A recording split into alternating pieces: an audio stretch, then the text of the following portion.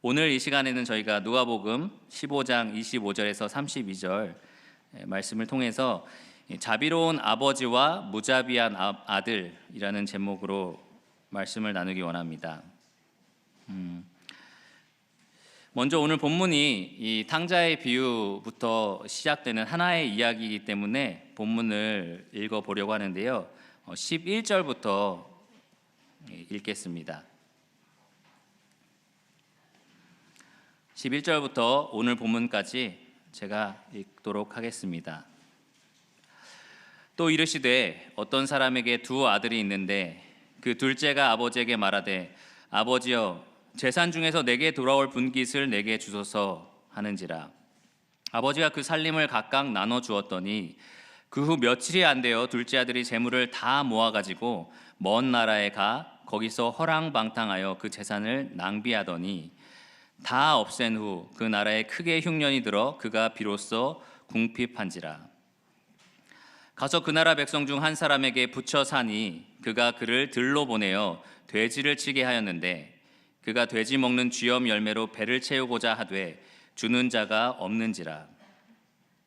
이에 스스로 돌이켜 이르되 내 아버지에게는 양식이 풍족한 품꾼이 얼마나 많은가. 나는 여기서 줄여 죽는구나. 내가 일어나 아버지께 가서 이르기를 아버지 내가 하늘과 아버지께 죄를 지었사오니 지금부터는 아버지의 아들이라 일컬음을 감당하지 못하겠나이다. 나를 품꾼의 하나로 부소서 하리라 하고 이에 일어나서 아버지께 돌아가니라. 아직도 거리가 먼데 아버지가 그를 보고 측은히 여겨 달려가 목을 안고 입을 맞추니 아들이 이르되 아버지 내가 하늘과 아버지께 죄를 지었사오니 지금부터는 아버지의 아들이라 일컬음을 감당하지 못하겠나이다 하나 아버지는 종들에게 이르되 제일 좋은 옷을 내어다가 입히고 손에 가락지를 끼우고 발에 신을 신기라. 그리고 살찐 송아지를 끌어다가 잡으라. 우리가 먹고 즐기자. 이 내 아들은 죽었다가 다시 살아났으며 내가 잃었다가 다시 얻었노라 하니 그들이 즐거워하더라.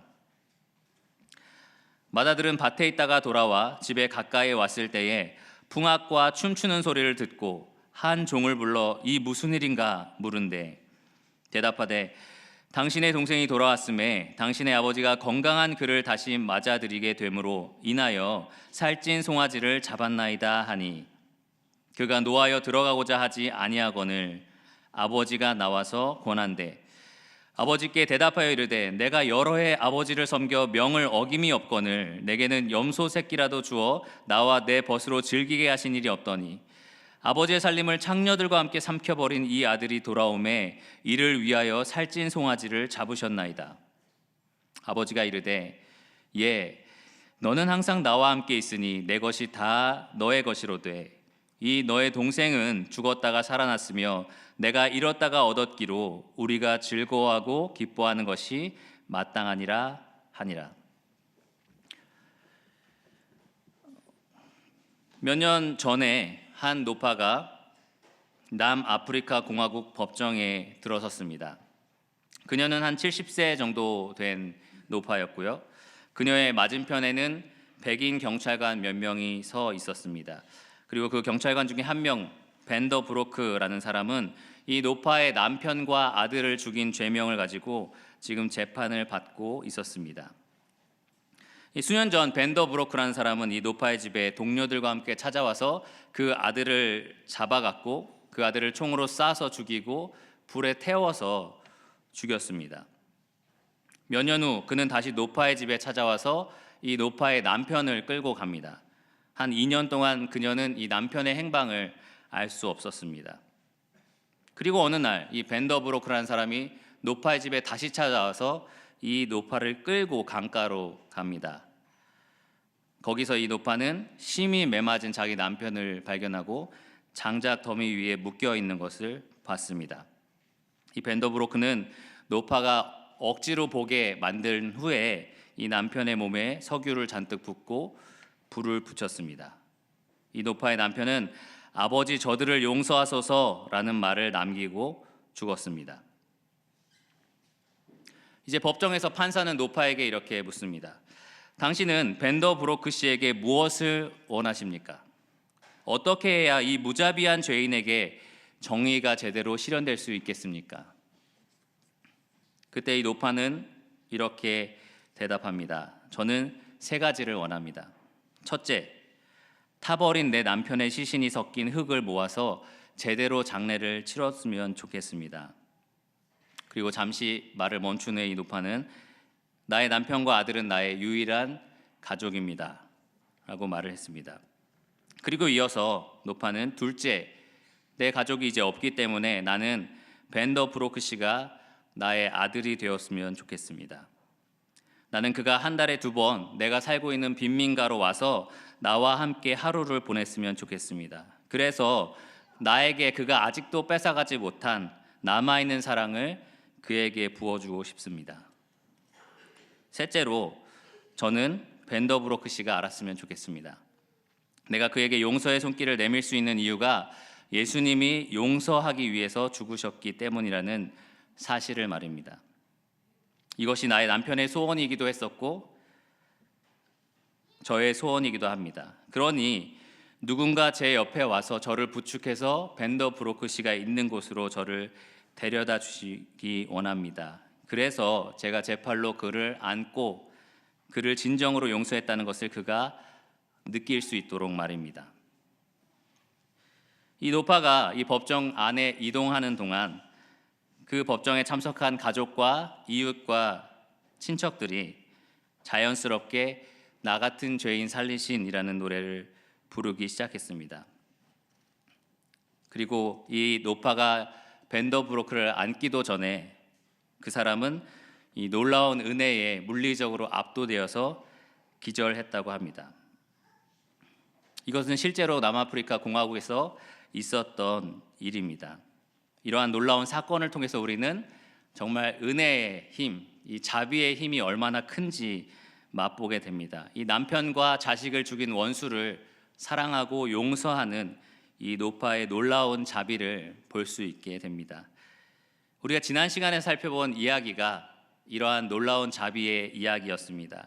오만불손하고 완악하고 배은망덕한 아들이 돌아왔을 때, 자기가 가진 모든 것을 탕진하고 돌아왔을 때 한없이 사랑으로 자비로 받아주시는 아버지의 모습을 우리가 보았습니다.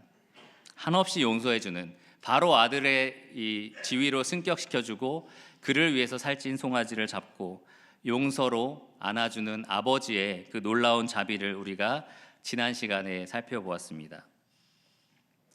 모두가 살찐 송아지를 먹으면서 기뻐하고 즐거워하고 있을 때 아직 이 기쁜 소식을 듣지 못한 한 사람이 있었습니다.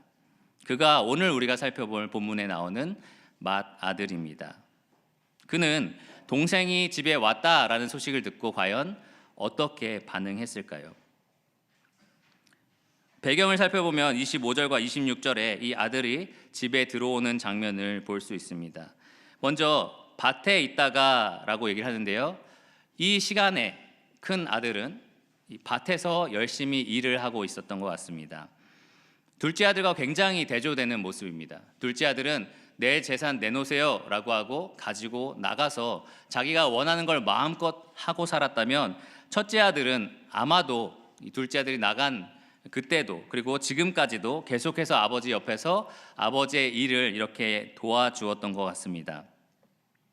아마도 많은 사람들이, 이 첫째 아들 주변에 있는 많은 사람들이 둘째 아들을 욕하면서 반대로 첫째 아들을 굉장히 칭찬했을 겁니다. 너는 진짜 좋은 아들이야, 착한 아들이야, 착하고 충성된 아들이 있다면 바로 너야 라는 평가를 받았을 겁니다. 이날도 늦게까지 밭에서 일을 하다가 어둑어둑해지는 그 시점에 아들은 집으로 돌아오고 있었습니다. 돌아와서 집에 가까이 오니까 25절에 보면 풍악과 춤추는 소리가 들리기 시작합니다.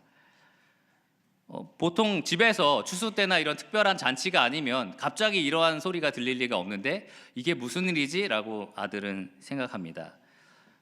여기서 풍악이라는 말은 심포니아라는 원어를 가지고 있는데요, 음악을 잘 아시는 분은 심포니, 교향악단, 그러한 음악을 기억하실 겁니다. 특별히 관악기가 주로 이루어지고 있는 그러한 음악 장르인데요. 이때도 아마도 연주용으로 플룻이나 여러 가지 악기들이 사용됐을 겁니다. 특별히 잔치에는 고용되는 전문 음악가들이 왔기 때문에, 또 가수가 왔기 때문에 아주 세련되고 좋은 음악들이 막 흘러나오고 있었을 겁니다. 이러한 음악 소리가 이 아들의 귀에 들리기 시작하는데요. 동시에 이 고기 굽는 냄새, 살찐 송아지를 굽는 냄새가 이 아들의 또 후각을 자극했을 겁니다. 춤추는 소리도 들렸는데요. 이 남자와 여자들이 함께 어울려서 삥 둘러서 함께 춤출 때 이 박수를 치면서 서로 웃고, 그러한 소리들도 이 아들의 귀에 들렸을 겁니다. 갑자기 이런 일들이 왜 일어나지? 라는 생각에 이 아들은 의문을 갖게 됩니다. 그래서 한 종을 불러다가 이게 무슨 일이냐? 라고 묻습니다. 이 종은 이렇게 대답을 하는데요. 27절을 보면 당신의 동생이 돌아왔음에 당신의 아버지가 건강한 그를 다시 맞아들이게 됨으로 인하여 살찐 송아지를 잡았나이다. 자, 동생이 돌아왔다라는 말을 이 종이 하는 겁니다. 그동안 어디서 무슨 일을 했는지도 모르겠고 나가서 살았는지 죽었는지도 모르는 동생이 집에 들어왔다. 그 소식을 들었을 때 친형으로서 어떻게 반응하는 것이 자연스러울까요? 일반적일까요? 정말 내 동생이 돌아왔단 말이야? 라고 해야지 될 것만 같습니다. 그런데 그의 반응은 28절에 바로 이어서 그가 노하여 들어가고자 하지 않았다 라고 합니다.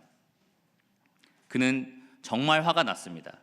이 주전자에 물을 여러분 끓였을 때 팔팔 끓다가 넘치는 것처럼 이 마음에 있는 그 분노가 끓어오르기 시작하면서 이 바깥으로 흘러 넘칠 때까지 분노하게 되었습니다.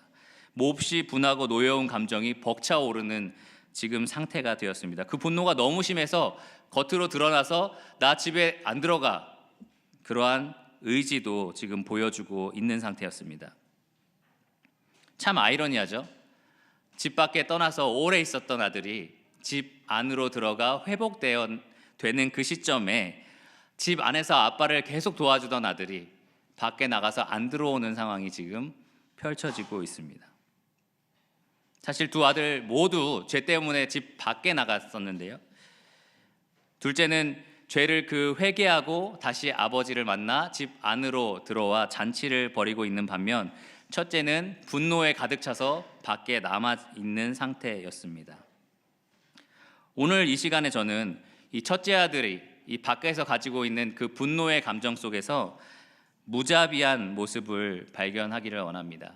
이 죄인을 향해서 우리가 가질 수 있는 무자비한 반응 두 가지를 살펴보려고 합니다. 그리고 마지막으로는 아버지가 보여준 자비로운 모습을 살펴보려고 합니다. 첫째로 이 형이 가지고 있던 무자비함은 동생이 돌아왔다는 사실에 대해서 아무런 관심이 없었다라는 데 있습니다. 죄인의 회심에 무관심했다라는 겁니다. 이 종이 했던 얘기를 좀 더 자세히 살펴보면요, 당신의 동생이 돌아왔습니다. 그냥 그 사람이 돌아왔다가 아니라 당신의 동생, 너의 친동생이 돌아왔다라는 표현을 씁니다. 그리고 당신의 아버지가 받아주었습니다. 너의 아버지가 그를 받아주었다라는 표현을 합니다. 이 가족 안에 일어난 아주 좋은 일입니다. 우리 가족 중에 잃어버린 한 동생이 있었는데 그 내 동생이 돌아온 거고, 그 동생을 내 아버지가 받아준 일이었습니다. 그리고 이 종의 표현을 보면 또 건강한 그를 맞이했다라고 얘기합니다. 이 건강한 그라는 표현은 병에 걸렸다가 치유된 상태를 가리키는데요. 이 종이 볼 때는 아버지를 배신하고 이 관계를 완전히 단절시키고 나간 둘째 동생이 완전히 달라져서 돌아왔잖아요. 겸손하게 자신을 낮추고 회복되기를 원하는 마음으로 돌아왔습니다. 동생이 돈 떨어졌으니까 돈 더 주세요라고 지금 이 아버지한테 행패를 부리기 위해서 돌아온 게 아니라요, 아버지 제가 잘못했습니다, 저를 다시 받아주세요라는 마음을 가지고 돌아온 겁니다. 그러한 상태로 지금 동생이 돌아왔다라는 소식을 종이 얘기해 줬는데 이 형의 반응은 뭐였습니까? 분노였습니다.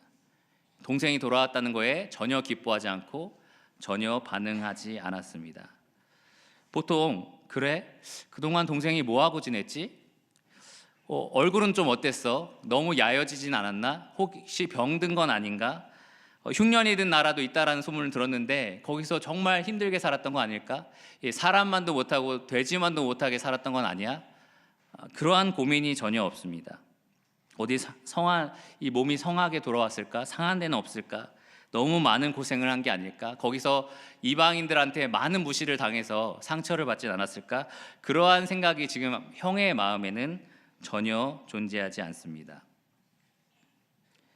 밖에서 들어가지 않자 아버지가 나와서 형에게 들어가자라고 권하는데 그때도 형은 동생에 대해서 전혀 말하지 않습니다. 그가 동생을 어떻게 생각하고 있었는지는 30절을 통해서 알 수 있는데 이 형은 동생에 대해서 이렇게 평가합니다. 아버지의 살림을 창녀들과 함께 삼켜버린 이 아들. 형이 바라보는 동생의 모습입니다. 아버지의 재산을 창녀들과 함께 삼켜버린 아들. 두 가지 우리가 살펴볼 게 있는데 첫째로 여러분 둘째 아들이 창녀들과 함께 돈을 탕진했다라는 말씀 우리가 지난주에 살펴봤었나요? 없었습니다. 허비했다라는 건 알았지만 창녀들과 함께 그랬다라는 말은 우리가 찾아볼 수 없었습니다. 이 큰아들은 동생이 어떻게 살았는지 지금 들어보지도 않은 상태입니다. 그런데 지금 없는 말을 덧붙여서 지어내고 있는 겁니다.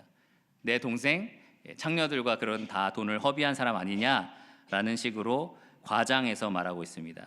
또 두 번째로 이 표현을 잘 보십시오. 아버지의 살림을 창녀들과 함께 삼켜버린 이 아들, 내 동생도 아니고요.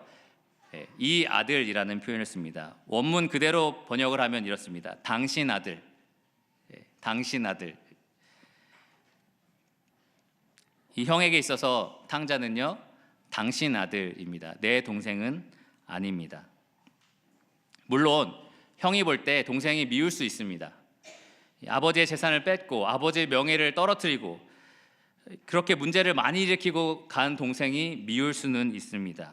하지만 생사도 알아올 수 없는 상태에서 또 죽었을지도 살았을지도 모르고 영원히 잃어버릴 수도 있겠다라는 그 동생이 집에 건강하게 그리고 회복돼서 돌아왔다라는 사실에 형은 아무런 감흥이 없는 상태였습니다. 바로 이게 형이 가지고 있던 무자비함입니다. 사실 탕자의 비유는 탕자가 돌아오고 아버지가 안아주고 잔치 벌였다로 끝나도 됩니다. 근데 왜 예수님은 이 맏아들의 이야기를 지금 하고 계실까요?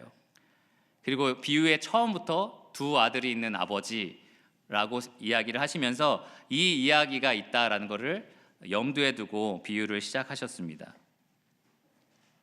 왜 예수님은 이 맏아들 이야기를 하실까요?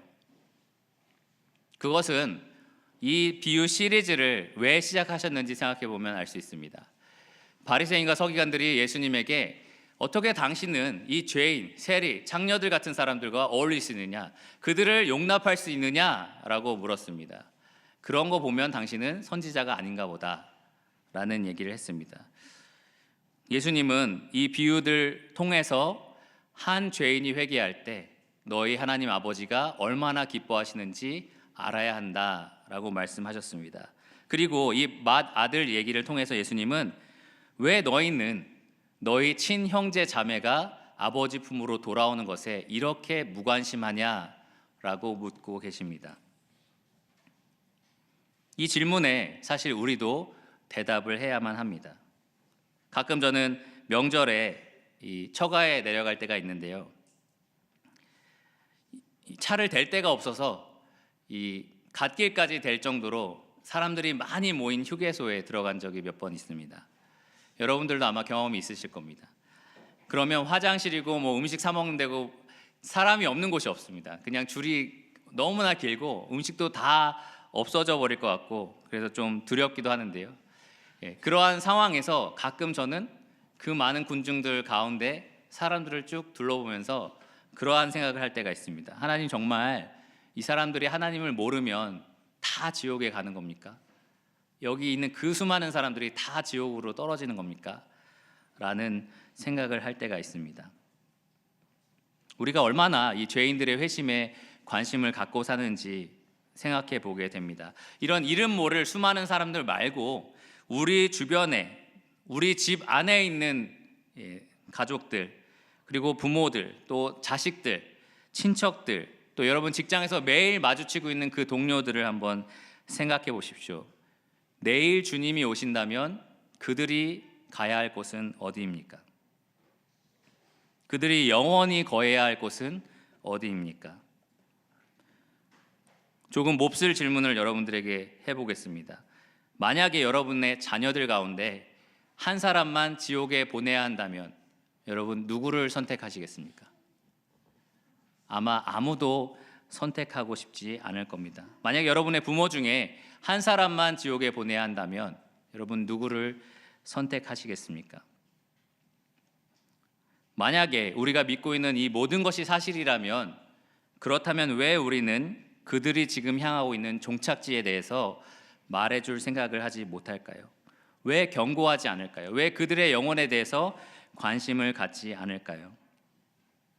만약에 그들이 지금 죽을 위기에 처해서 나를 살려달라, 나를 도와달라라고 했을 때 우리에게 도울 힘이 있다면 우리는 마땅히 도울 것입니다.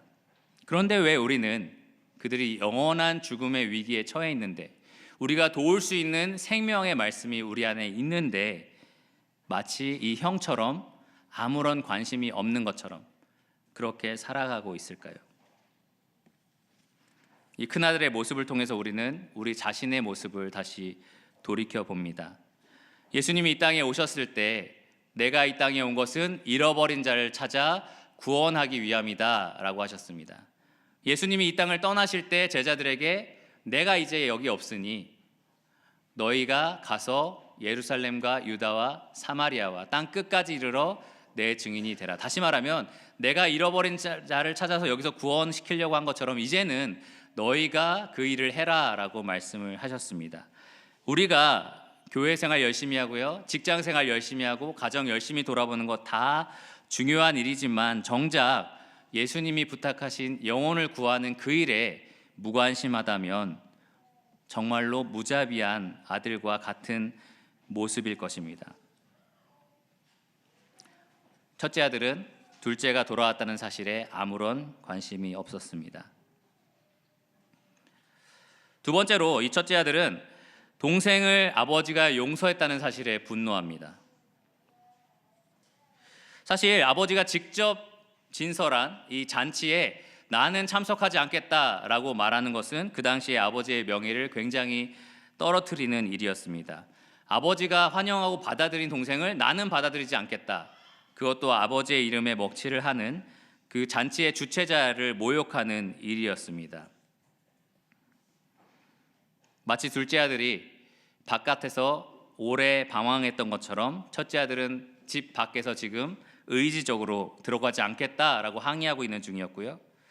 그것을 바라본 아버지가 이번에도 먼저 나와서 이 아들을 권면합니다.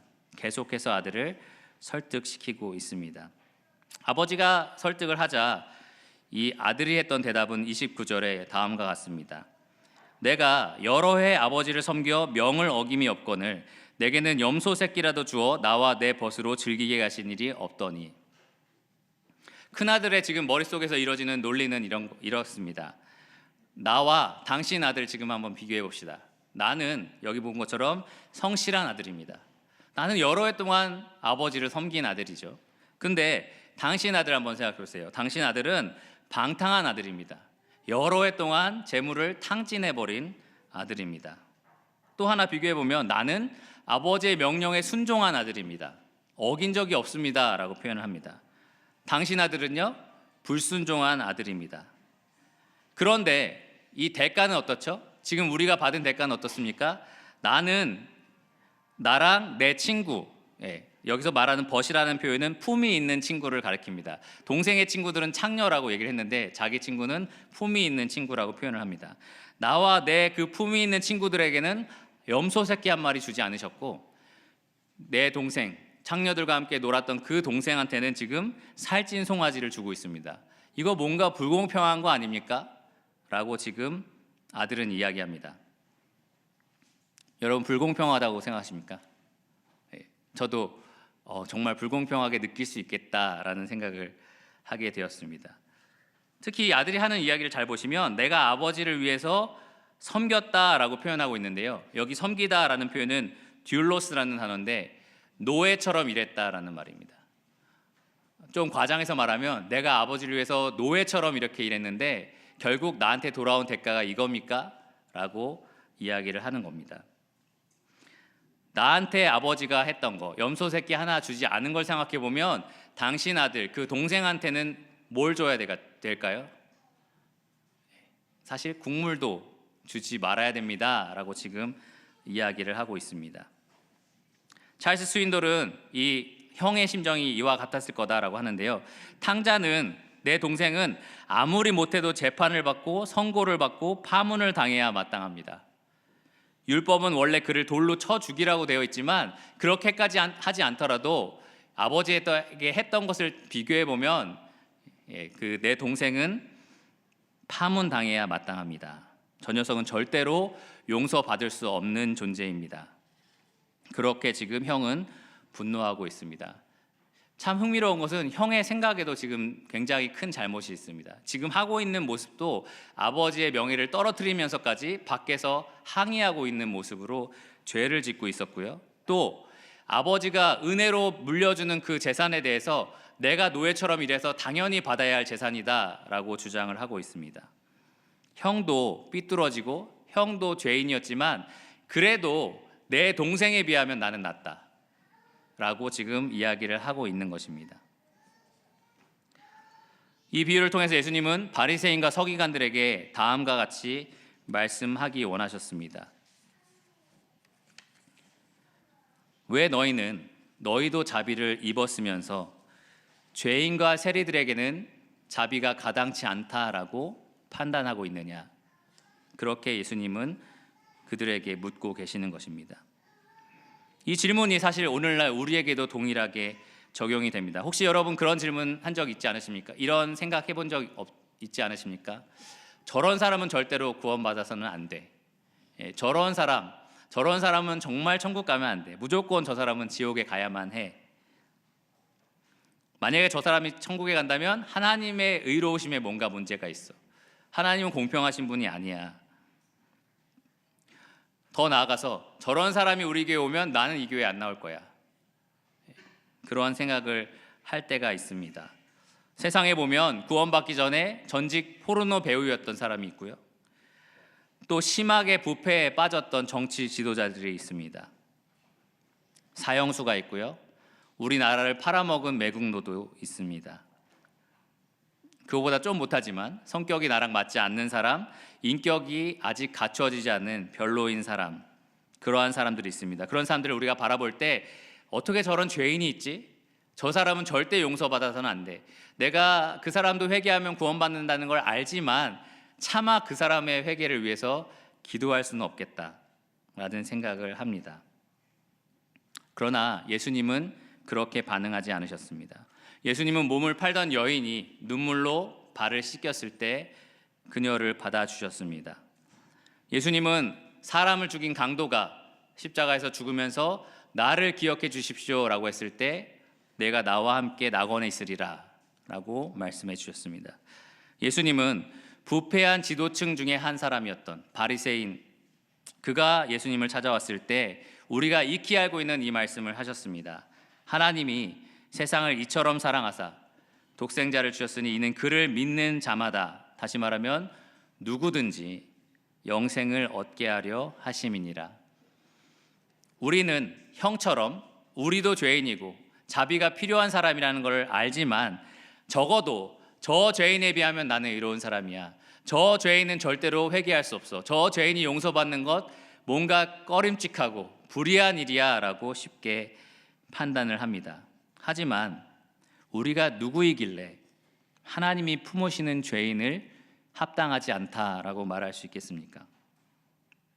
마치 첫째 형처럼 우리가 종교생활 열심히 하고 믿음생활 열심히 한 게 하나님의 은혜를 받는 당연한 권리인 것처럼, 당연한 요구인 것처럼 생각하고 정말 자비와 은혜가 필요한 죄인들에 대해서는 합당치 않은 사람이라고 판단하고 있지 않은지 스스로 돌아봐야 합니다.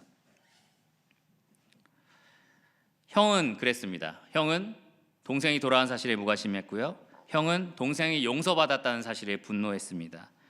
그러나 아버지는 정말로 자비로운 아버지였습니다.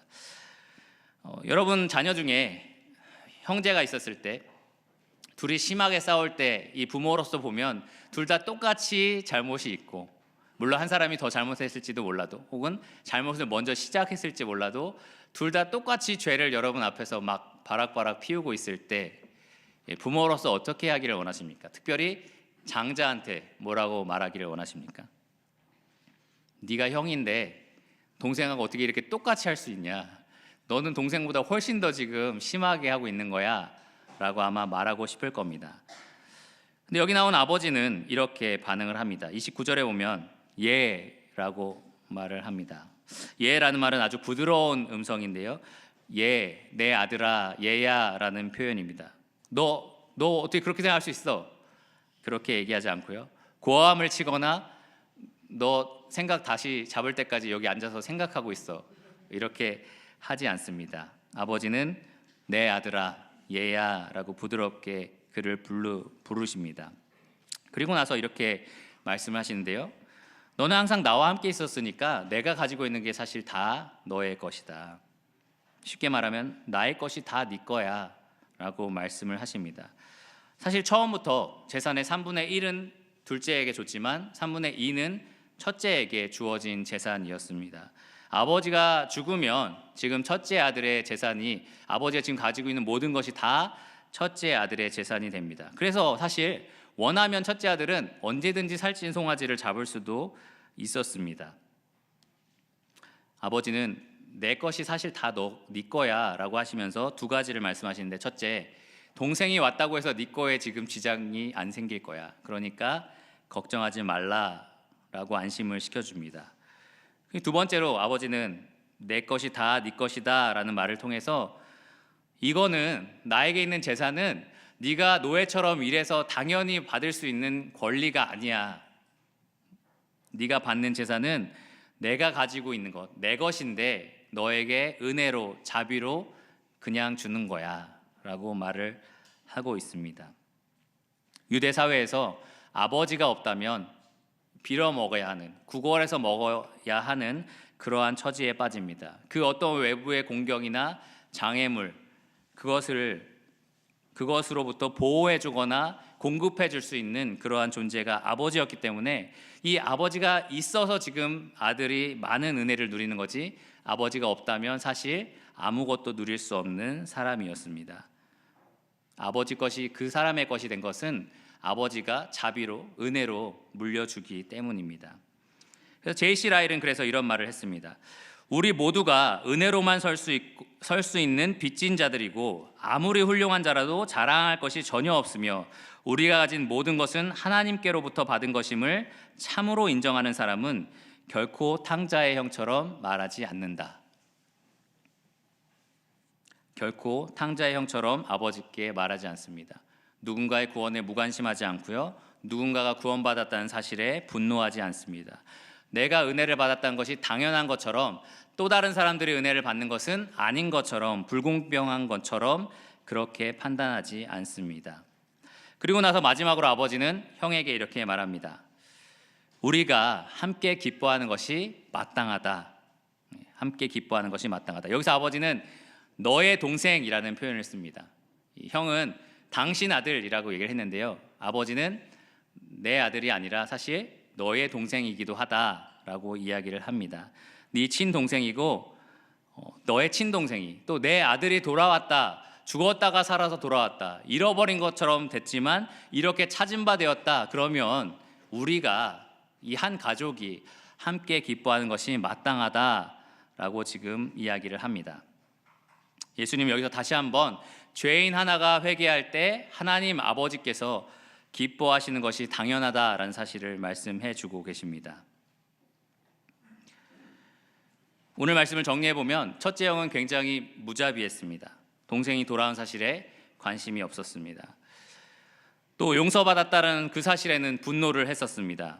나는 자비를 받을 만한 하지만 그렇게 성실하게 열심히 일한 아들이니까, 근데 내 동생은 그렇지 않아, 내 동생은 그러한 용서를 받을 자격이 없어 라고 생각을 했었습니다. 그러한 첫째 아들에게 아버지가 내려와서 부드러운 목소리로 다음과 같이 말씀을 하십니다. 얘야, 그는 네 동생이다.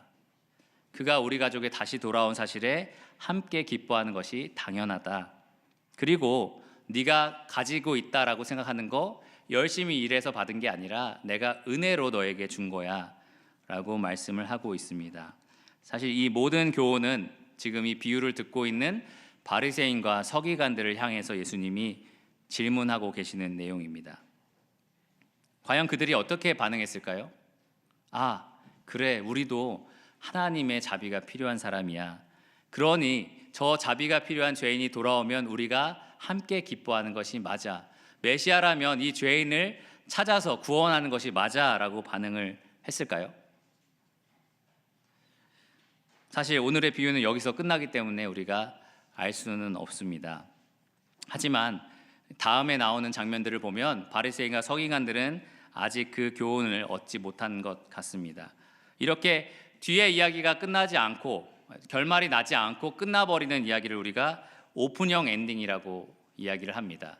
이러한 기술을 쓰는 이유는, 그러한 방법을 쓰는 이유는 듣고 있는 이 청자들, 바로 여러분과 제가 어떻게 반응할지 묻고 싶어서 쓰는 방법입니다. 여러분은 어떻게 하시겠습니까? 여러분은 정말 죄인에게 관심을 두시겠습니까? 죄인이 돌아오는 것을 아버지와 함께 기뻐하시겠습니까? 정말 타락하고 추악한 이 시대의 여러 죄인들에 대해서 그들의 회개를 위해서 기도하시겠습니까? 여러분의 이웃, 친척, 친구, 가족들, 동료가 회개하는 것에 정말 관심을 가지시겠습니까? 만일 우리가 이 아버지가 베푼 은혜를 맛본 사람이라면 당연히 그렇게 자비를 베푸는 것이 마땅할 것입니다. 처음에 제가 이야기한 벤더 브로크의 이야기는 사실 완전한 이야기는 아닙니다. 이 죄에 대한 대가가 법정에서 제대로 치러지지 않았기 때문입니다.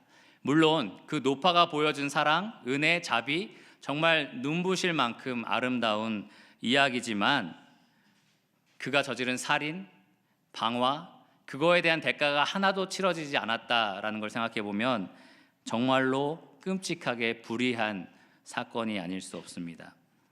하지만 우리가 가지고 있는 이 복음 이야기는 완전한 이야기입니다.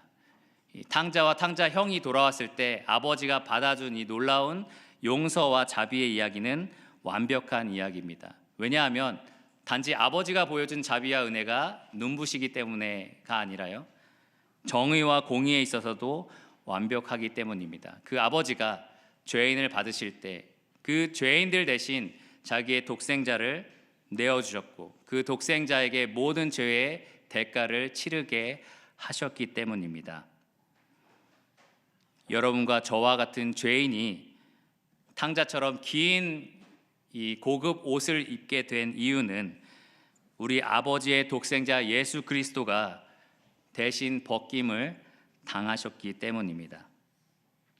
여러분과 저와 같은 죄인이 다시 아버지를 통해서 손가락에 반지를 끼게 되고 또 신의 이 발에 신을 신게 된 그 이유는 이 우리 아버지의 독생자가 손에 못이 박히고 또 머리에 가시면류관이 씌워졌기 때문입니다.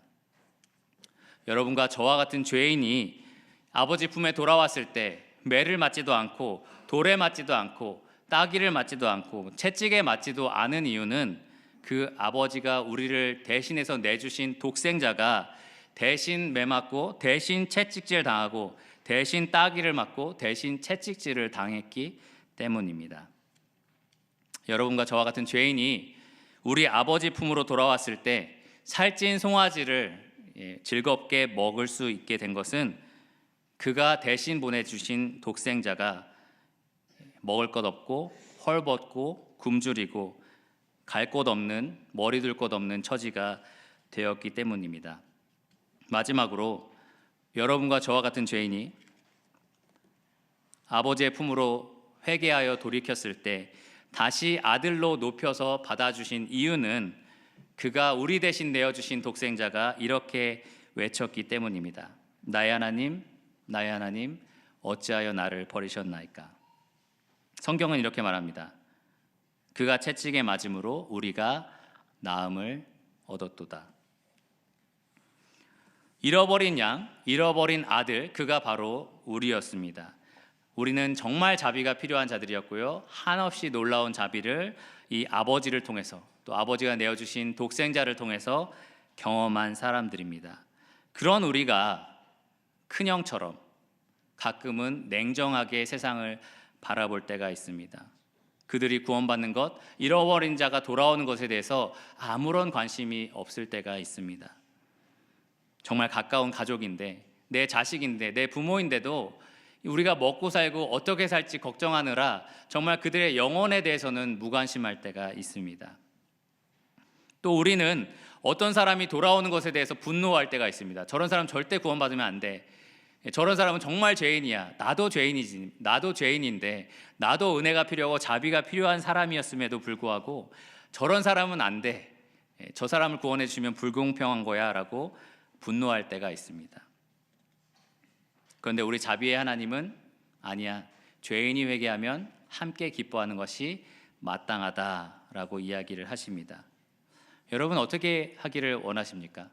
만일 여러분이 지금 바깥에서 서성이면서 이 돌아온 아들에 대해서 관심이 없고 그가 용서받았다는 사실에 분노하면서 아버지를 거스르고 있는 상황이라면 여러분 정말 이 자비의 하나님, 이 하나님의 격려를 받고 다시 그분 안으로 들어가서 돌아온 죄인을 함께 맞이할 준비가 되어 있으십니까? 여러분의 마음속에 이 하나님 아버지의 간절한 자비를 갖고 계셨으면 좋겠습니다. 정말 죄인을 향해서 애타는 아버지의 마음을 가지고 계신 이 하나님의 마음이 여러분의 마음이었으면 좋겠습니다. 기도하고 말씀을 마치겠습니다.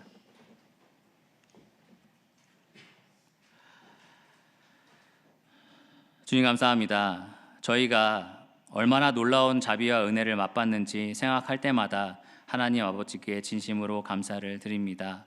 저희 모두가 죄인이고 모두가 지옥에 보낸다 한들 정말 아무런 말할 수 없는 그러한 죄인임을 고백을 드립니다.